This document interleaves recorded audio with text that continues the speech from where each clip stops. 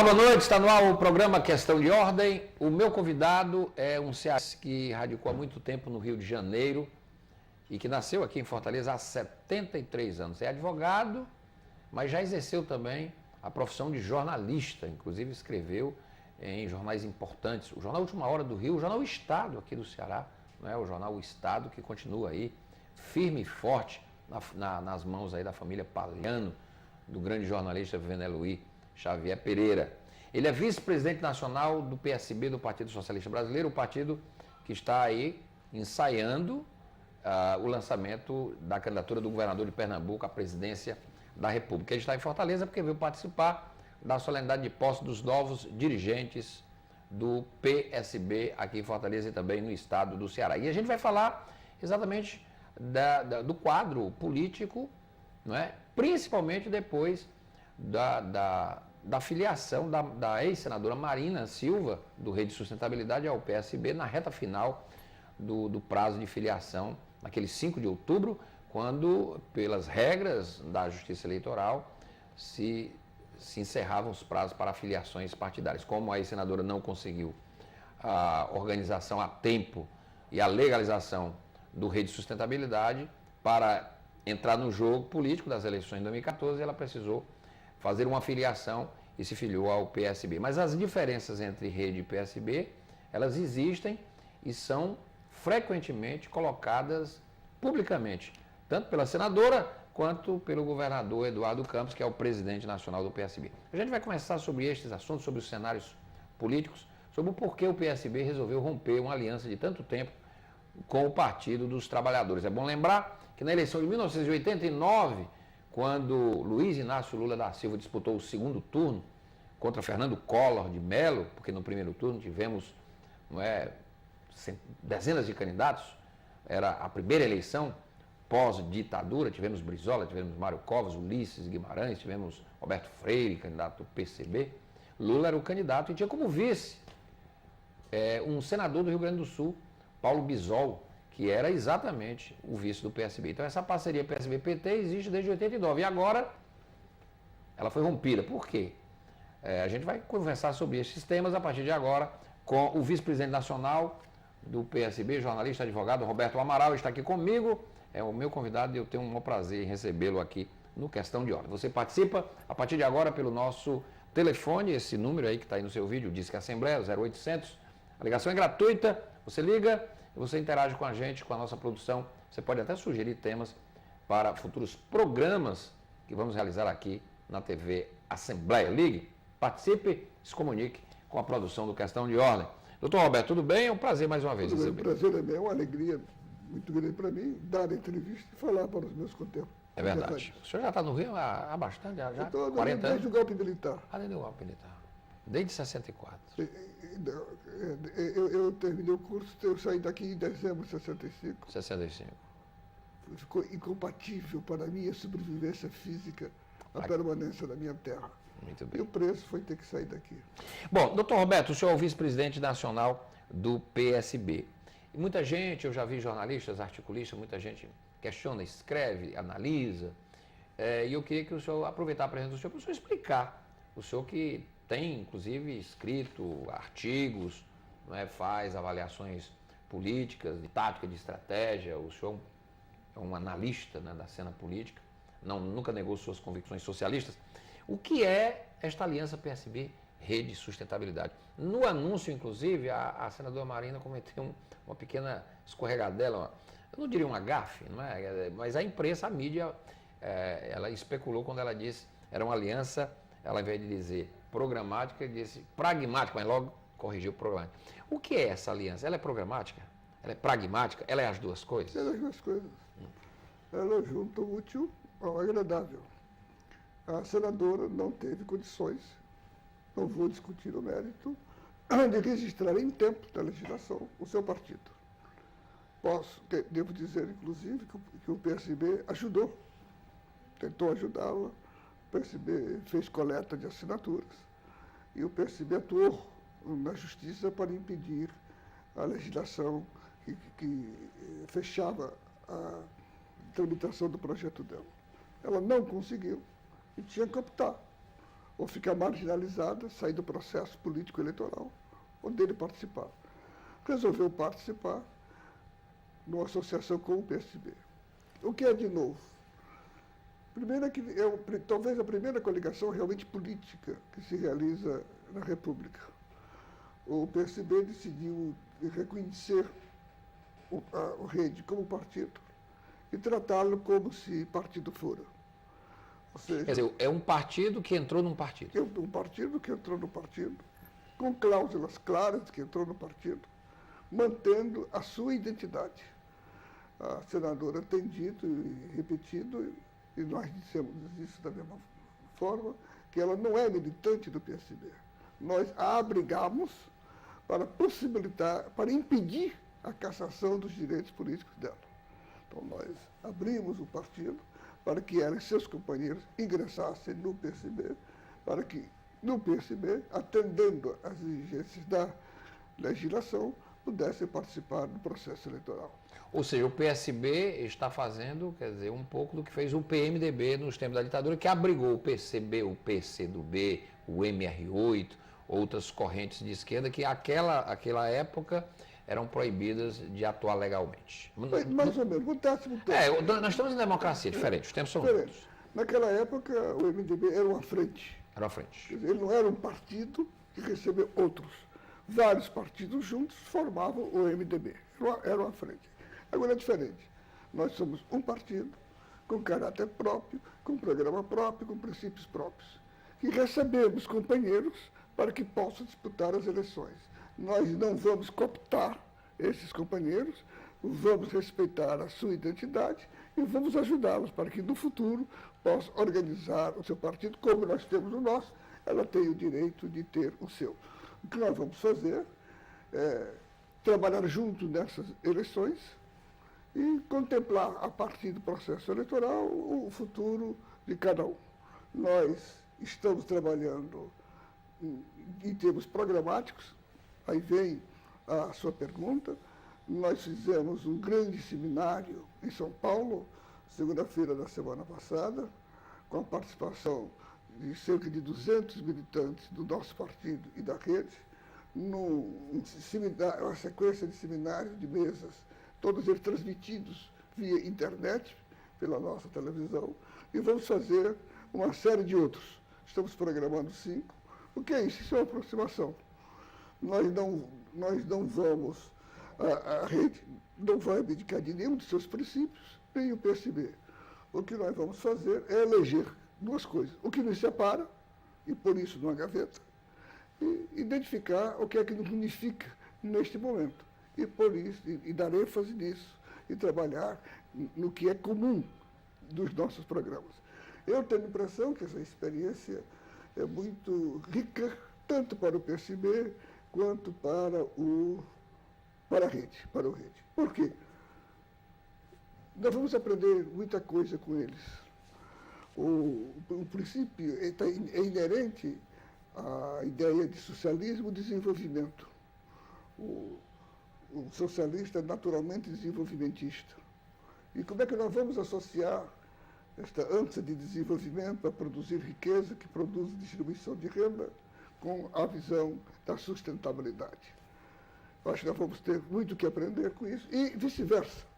Como associar, manter os princípios da sustentabilidade, que não é só do Brasil, é do planeta, associado à necessidade de investir mais e o país crescer, porque se o país não crescer e não se desenvolver, ele não resolverá nenhum dos nossos problemas, nenhum problema, nem os cruciais como educação, saúde, segurança, etc.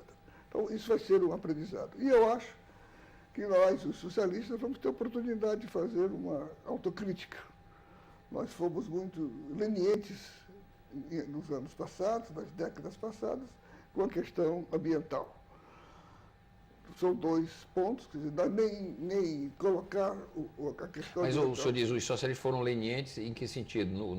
No período do governo do presidente Lula, que os socialistas eram parte? Não, historicamente. Ah, sim. Historicamente. Né? A experiência do socialismo real sim. não foi positiva nesse sentido. A experiência do capitalismo de Estado da China, agora que a China está pensando em rever certos métodos. Tem destruído barbaramente o meio ambiente. Né? Destruído barbaramente o meio ambiente. Então, isso é uma oportunidade de nós revermos as nossas posições. Eu acho que a questão ambiental não pode ser vista de forma isolada. Eu acho que nós dificilmente vamos resolver a questão ambiental dentro das bases atuais do capitalismo.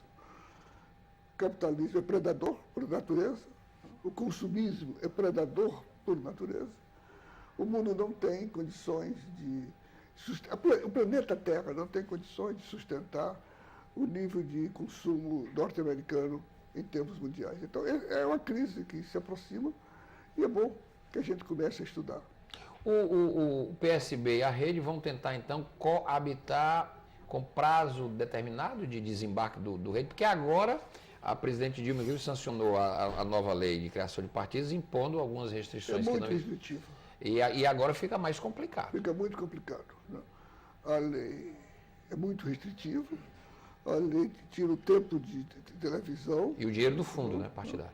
O dinheiro do fundo partidário, reduz a participação nas casas legislativas e, fundamentalmente, o que é mais grave, que eu acho que eu já me referi, o tempo da televisão. Então, um novo partido, é mais difícil criar um novo partido e, mesmo assim, criado, é mais difícil a sua sustentação e o seu crescimento até que ele adquira musculatura, eu chamo de musculatura de deputados federais. Agora, doutor Roberto, o senhor não acha que, não estou entrando no mérito da lei, da lei que foi sancionada pela presidente, mas foi objeto vivo do Congresso. Essa lei já existia, é bom que se saiba, até no período que a rede tramitava, tentava a sua legalização, e teve um questionamento jurídico, inclusive o ministro Gilmar Mendes, ele determinou a paralisação da tramitação, porque via aquilo uma espécie de um casuísmo, etc, etc. Depois, não interrompendo, pois não. Por provocação nossa, foi o PSB que entrou com mandado de segurança, pedindo a sustação da tramitação da lei, porque ela era, do nosso ponto de vista, e se mostrou casuística. Ela visava pura e exclusivamente a impedir o registro do rede. Bom, aí a rede não conseguiu por outras questões, né, por questões da Justiça Eleitoral, questão das assinaturas, e agora o projeto foi aprovado e sancionado. Mas o senhor não acha que o Brasil tem partido demais, está na hora de dar um freio de arrumação nessa coisa toda? Quer dizer, todo mundo que cria um partido, nós temos 32 partidos. O Rede seria o partido número 33. É partido demais para ideologia de menos, não, doutor Roberto? Mais ou menos. A questão não é o número de partidos. Desses 32, que foram quase 33 partidos, nós não temos 5 partidos. O resto são siglas de aluguel, siglas de negócio. O camarada organiza um partido... E faz mal à democracia. Faz mal à democracia. Isso é um desastre. Isso é um desastre. Agora, eu acho que quem resolve isso não é a lei. O processo eleitoral, o processo político, não é um processo jurídico, é um processo sociológico. Eu acho que isso tem que haver uma decantação. Desse ponto de vista, eu acho que as restrições, certas restrições, são louváveis. Elas impedem a proliferação de partidos de negócio. Você vê aí, tem um partido aí, não vou mencionar o nome. Essa lei, essas restrições, o senhor não concorda com a questão de tempo partidário? Você cria um partido, leva o deputado, leva o senador, etc., de repente leva... Não é? Concordo. Sem entrar no mérito que se foi criado para atingir a rede ou não a rede. Eu estou analisando em tese, exatamente. Em tese, eu acho que a minha concepção seria o seguinte: em tese, é livre a formação de partido. Você organiza o partido dos radialistas, o partido dos jornalistas? Dos jornalistas. Todo mundo pode organizar o seu partido. Agora, para ter acesso ao Congresso, para ter acesso ao fundo partidário, para ter acesso ao tempo de televisão, precisa preencher determinadas condições. Isso é que tem que ser feito. Doutor Roberto Amaral, eu estou aqui vou já pedir aqui o intervalo. Esse abrigo, essa coabitação, quando a senadora entrou, se estabeleceu um prazo para que ela saia. Outra questão que ainda a senadora até deu uma entrevista recentemente no programa de TV, o programa Roda Viva, em que ela mais uma vez disse que não será candidata a vice, que não será candidata à presidência da República. Mas os números das pesquisas mostram, não é, ela com mais do que o dobro das intenções de voto do próprio governador Eduardo Campos. Eu vou deixar essa pergunta para o senhor responder daqui a pouquinho, para o senhor questionar internamente o que é que o PSB de fato está a discutir como estratégia para as eleições. O PSB tem, em tese, 2 candidatos potencialmente, o Eduardo Campos, o governador, que inclusive cresceu nas últimas pesquisas, é fato, e a senadora Marina, que em todos os cenários pesquisados pelo Ibope e pelo Datafolha, é a adversária, digamos assim, que se apresenta melhor para concorrer num eventual segundo turno com a atual presidente Dilma, que segundo as pesquisas teria lugar garantido, se as eleições fossem hoje, num segundo turno, ou até ganharia no primeiro turno, conforme os números recentes do Ibope e do Datafolha. Estou aqui com o doutor Roberto Amaral, ele é vice-presidente nacional do PSB, que é presidido pelo governador Eduardo Campos, que está aí, não é, viajando pelo Brasil, se colocando como alternativa, digamos assim, é um presidenciável que está discutindo e tem a possibilidade de ser candidato a presidente nas eleições de 2014. Eu vou fazer um rápido intervalo e volto já com a minha entrevista com o doutor Roberto Amaral. Eu vou perguntar a ele também o seguinte: por que, depois de tanto tempo de parceria, o PSB resolveu romper a aliança com o PT? Vou fazer o intervalo e a gente volta já.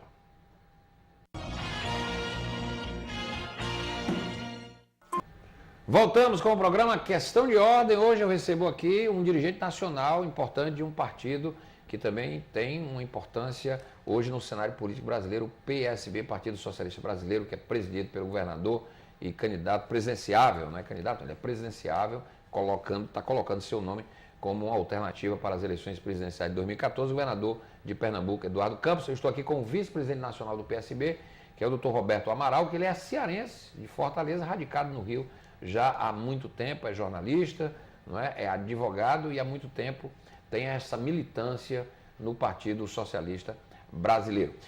Doutor Roberto, eu abri o programa aqui e falei da eleição de 89, que foi a primeira eleição presidencial depois do golpe de 64, não é, que, digamos assim, jogou uma noite escura, né, uma sombra na democracia brasileira. Nós tínhamos tido as eleições de 82 para governador, as eleições de 85 para prefeitos, não é?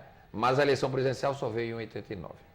Naquela eleição, o Lula foi o candidato do PT, o Brizola era o candidato do PDT, o Mário Covas era o candidato do PSDB, recém-criado, o Ulisses era o candidato do PMDB, o Roberto Freire, hoje no PPS, era o candidato do PSB, e o PSB não lançou candidato, lançou um vice, José Paulo Bisol, senador pelo Rio Grande do Sul, como vice do Lula. Desde então, o PSB tem editado uma parceria com o PT, o Lula, depois o Lula de novo, Dilma, né? Lula de novo, as 3 derrotas do Lula, depois Lula, Dilma. Por que o PSB rompeu? Porque chega de PT, por quê? Não tem nada de chega de PT. A política é feita por circunstâncias objetivas. Em 89, eu quero colocar isso, porque é muito importante, nós começamos a articular a candidatura do Lula em 1988. O Brizola era mais forte que o Lula naquela eleição. O Lula, naquela época, ele raspava os 2%. Quando eu conversei com ele disse não que era 7%, era 2%. E nós optamos por ele, porque achávamos que era, naquela circunstância, a melhor candidatura, e os fatos vieram a comprovar. Mas o Lula disse que se tivesse ganho a eleição naquela época, não estava preparado para ser o presidente. O senhor não viu essa declaração dele recente? Eu vi essa declaração dele. Ele disse, né? Esse é o problema dele, esse é o objetivo. Muito bem. Respeitemos. Claro. E apoiamos de novo em 74 contra o Fernando Henrique. Não nos arrependemos, apoiamos de novo em 78. Agora, está esquecido. Em 2002 nós não apoiamos o Lula. Em 2002 nós lançamos candidatura própria. A candidatura do governador do Rio de Janeiro, o senhor Antônio Garotinho. Garotinho, correto. Desculpa o lápis. E só fomos para a campanha no segundo turno. Verdade. E cumprimos o nosso papel. O partido vive da expectativa de poder. O partido, sempre que possível, deve ter candidatura própria, principalmente no sistema de 2 turnos. O primeiro turno é aquele momento em que os partidos programáticos se apresentam com as suas candidaturas, com as suas ideias, com seus projetos. Para nós, socialistas,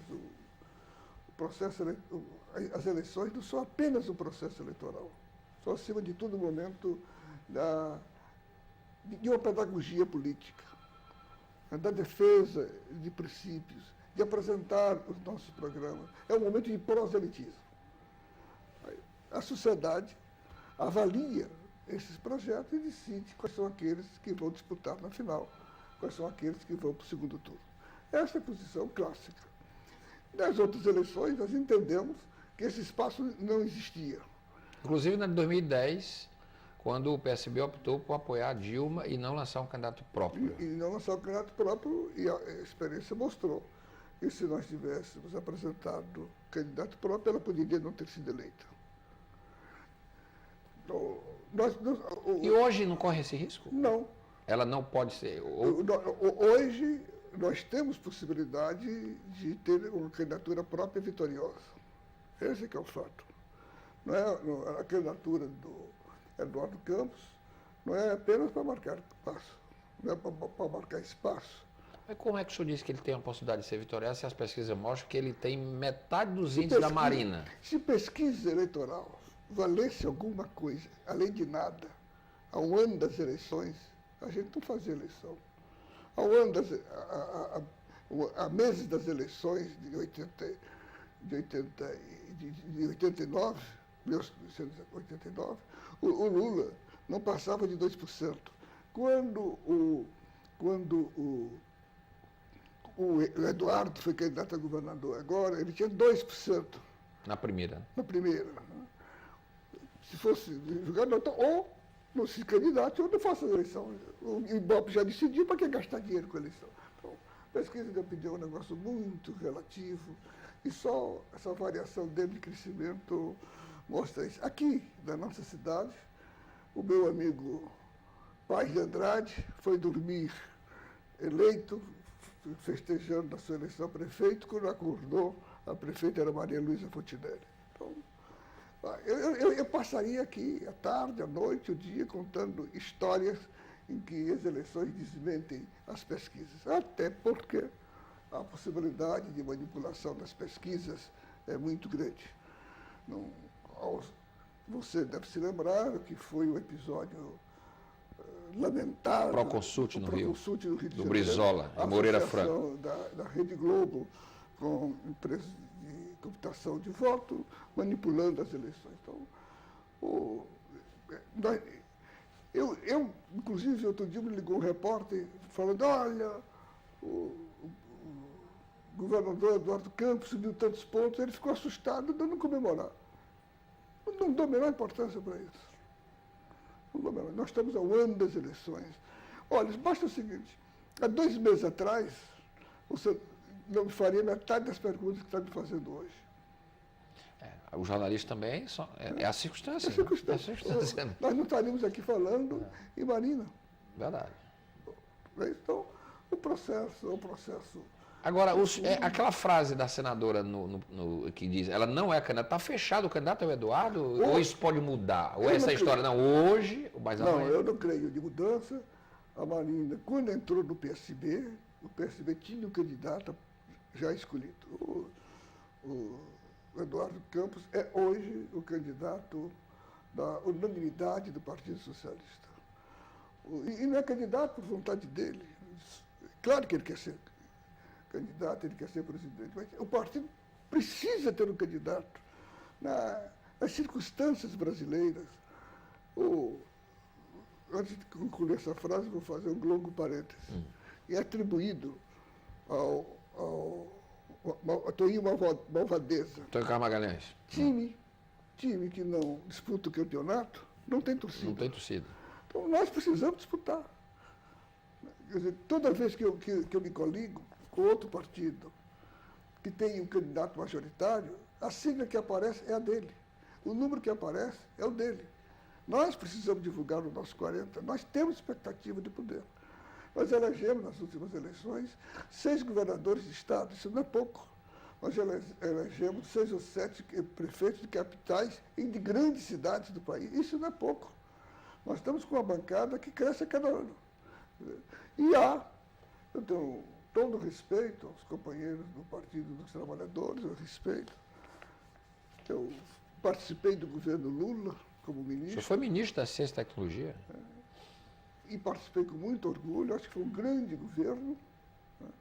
Participei até pouco do governo da presidente Dilma, o PSB todo. Então, nós temos compromisso com o que está aí. E isso foi um avanço, mas há uma fadiga de materiais. A população está satisfeita com isso, mas quer mais. E quer mais se desfazendo de certos modos, de certos ritos, de certos hábitos tradicionais, da política tradicional, da política de pé pequeno, que está sendo incorporado pelos nossos aliados. Agora, doutor Roberto, a Marina, então, o candidato é o Eduardo Campos, quer dizer, isso está fechado.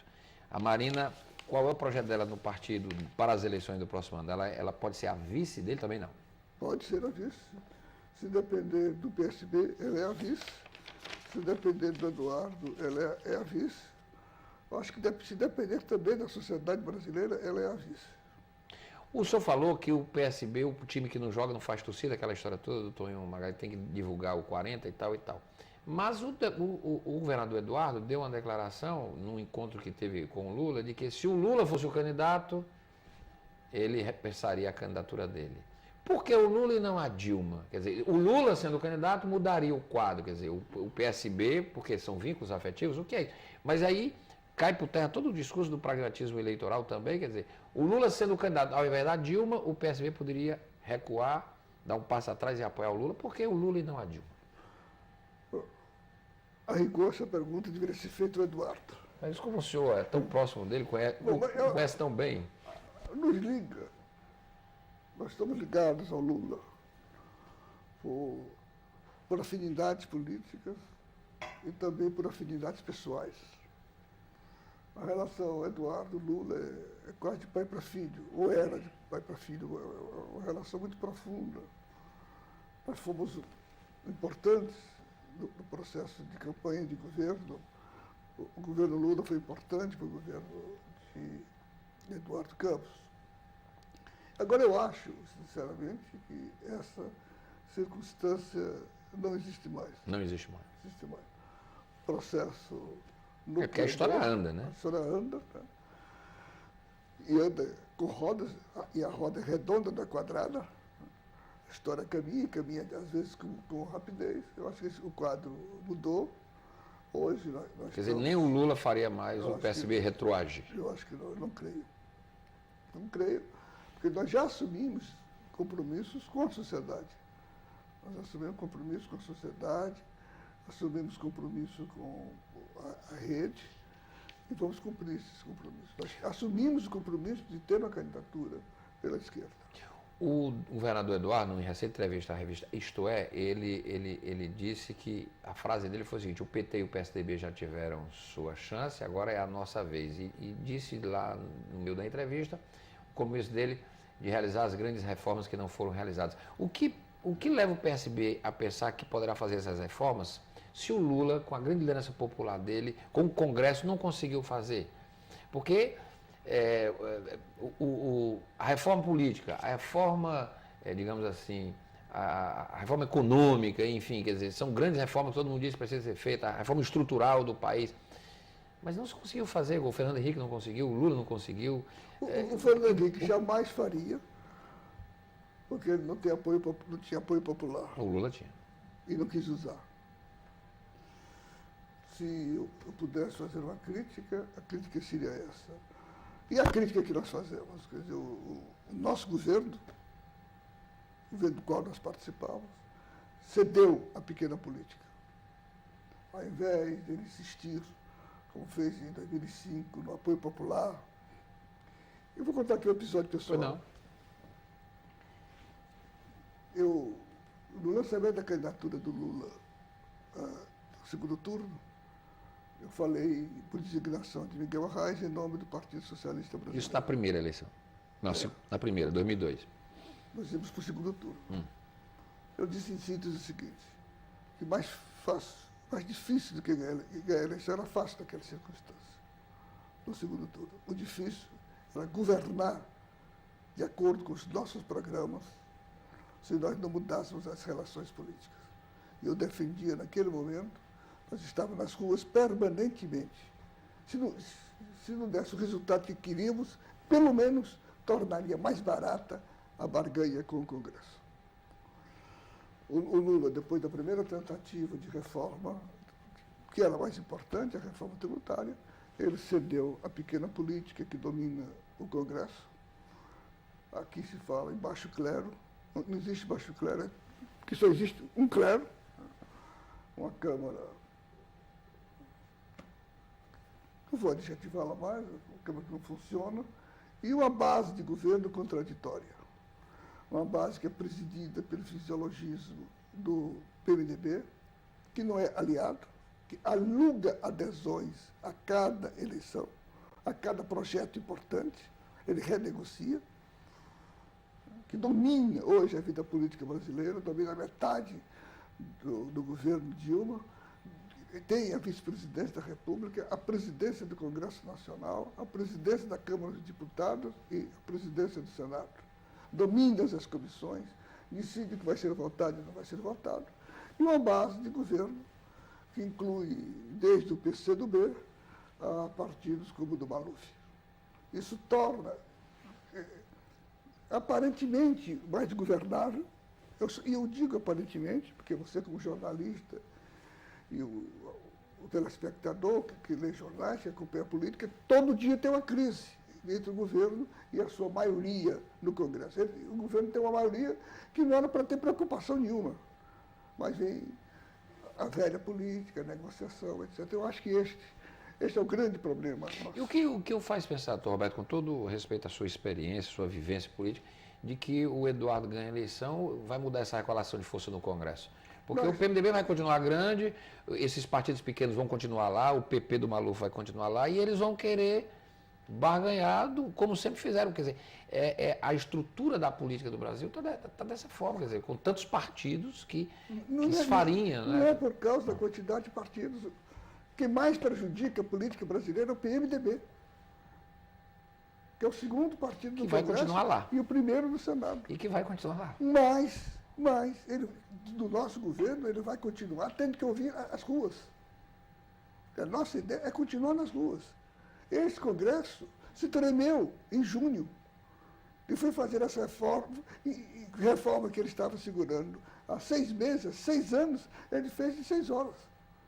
Quer dizer, nós precisamos acreditar na mobilização da sociedade. E nisso foi o erro do Lula. Acho que foi o erro do Lula. E aí imperdoável, porque ele sabe que não foi derrubado, que não caiu, que não sofreu impeachment em 2005, porque foi para a rua. No auge da crise. No auge da crise, quem o manteve no governo não foi o PMDB. Foi o povo. Foi o apoio popular. Então, este foi o grande equívoco do governo e a articulação, então, do Zé Dirceu de tentar costurar por dentro os acordos e deu no que deu. Né? Deu no que deu. Porque esta é a forma clássica, né? Toma cá, toma aqui, dá lá. Tem um antigo parlamentar, eu não vou citar o nome dele, porque ele já faleceu, do antigo presidente de São Paulo, que dizia, fazendo uma paródia com o São Francisco, é dando que se recebe. É dando que se recebe. Doutor Roberto, e essa aliança tática com o PSDB, isso não é contraditório, não? Quer dizer, o PSB está nesse projeto com o PT desde sempre, né? A não ser no episódio lá da candidatura do Garotinho, etc. Mas mesmo assim, no segundo turno estava junto com Lula, enfim, naquela eleição. Mas agora tem uma espécie de uma aliança tática com os tucanos, que o senhor, aliás, até andou dando declarações que geraram mal-estar, etc, etc, etc, etc. A imprensa andou repercutindo isso. Que aliança tática é essa do PSB com o PSDB com os tucanos? Eu não vejo essa aliança tática. O que nós temos, visível, que eu acompanho, são alianças estaduais, que são muito ditadas pela realidade da política local. Isso vai acontecer? Isso vai acontecer. Nós temos aliança com o PCdoB no Maranhão, temos aliança... Com o PSDB também? Com o PT, Minas? Com o PT no Espírito Santo, com o PSDB do Piauí, talvez tenhamos aqui, temos com o PSDB do Paraná, devemos ter com o PMDB do Rio Grande do Sul, PMDB Pode ter em São Paulo, né? Como PSDB, pode ter um palanque duplo lá, triplo, então, sei lá. Isso funciona, é a realidade local. Vai ser a lógica dessa É a eleição. lógica dessas eleições. Agora, o que há é o seguinte, o PSDB está condenado a votar no Eduardo se houver segundo turno. E se for o Aécio? Dificilmente o eleitorado, grande parte do eleitorado do Eduardo vai para o Aécio, mas grande parte do eleitorado irá para Dilma. O senhor acha? Acho. Mas a maioria esmagadora do eleitorado do PSDB, independentemente do Aécio, migrará para o PSB, para a candidatura de Eduardo, porque é aquela candidatura que, pela lógica, vai se antepor a Dilma. Como é que o Eduardo pretende conseguir os votos da Marina, uma vez que as pesquisas estão mostrando que não está havendo assim a transferência total? Ela já está transferindo alguma coisa? Aquilo foi a primeira pesquisa esquisitíssima da Folha em São Paulo. Ela já fez o meia-culpa, já corrigiu e mostrou que já na primeira 41% do eleitorado da Marina se transfere para o Eduardo. Eu acho que o trabalho não vai ser nosso, eu acho que essa aproximação programática vai ajudar, mas vai ser a própria integração da Marina na campanha que vai trazer o seu eleitorado. E essa convivência com os outros partidos, o senhor citou num artigo que o PSB, a campanha, deve deixar pontes com os partidos progressistas, PT, PCdoB, PDT, etc. Como é que vão ser essas... É o seguinte, nós não podemos pensar... Porque a campanha, às vezes, todo mundo sabe como começa, mas não sabe como termina. E eu digo isso no meu artigo. A questão é o seguinte, nós, os socialistas, nós da esquerda, temos projetos que não são só eleitorais. Nós atuamos no movimento sindical, no movimento social, onde tem ação política, nós estamos atuando. E essas eleições não são o fim do mundo. O mundo não vai se acabar no dia 1º de janeiro de 2015. Nós temos aí a vida toda para cuidar. Então, nós precisamos evitar que as brigas inevitáveis do pleito impliquem em dificuldades para a atuação dos nossos militantes no campo social. Por exemplo, o PSB e o PCdoB são dirigentes da Central dos Trabalhadores e Trabalhadoras Brasileiros. Nós vamos brigar dentro da CTB? Nós temos alianças em várias universidades. O PSB, o PT e o PDT participam da União Nacional dos Estudantes. Temos que continuar participando disso. Quer dizer, o processo eleitoral é um processo riquíssimo, mas que se encerra nele. Muito bem. Doutor Roberto Amaral, eu queria agradecer a presença do senhor. O senhor acredita que é a eleição de segundo turno, embora as pesquisas indiquem? E os candidatos serão só esses 4 mesmo? Dilma, Eduardo, o Aécio e o PSOL, que sai aí, a Luciana Genro? Não aparece mais ninguém? Eu sei que são 3. PDT não entra na... Não entra. Hoje são 3. Tem o PSOL. Eu não sei se é o Aécio. Ah, não sabe, senhor. Não sei se é o Aécio. O Serra, o senhor acha que continua no jogo? Continua inconformado. E no jogo? E no jogo. Obrigado por ter vindo. Eu que lhe agradeço. Muito obrigado, foi muito bom tê-lo hoje aqui. Doutor Roberto Amaral, que é cearense, está lá no Rio de Janeiro, é o vice-presidente nacional do PSB, foi ministro, não é, da Ciência e Tecnologia do governo do presidente Lula, agora o PSB seguindo um outro caminho na disputa das eleições de 2014. Questão de ordem fica por aqui, a gente volta na segunda-feira, até lá e bom final de semana.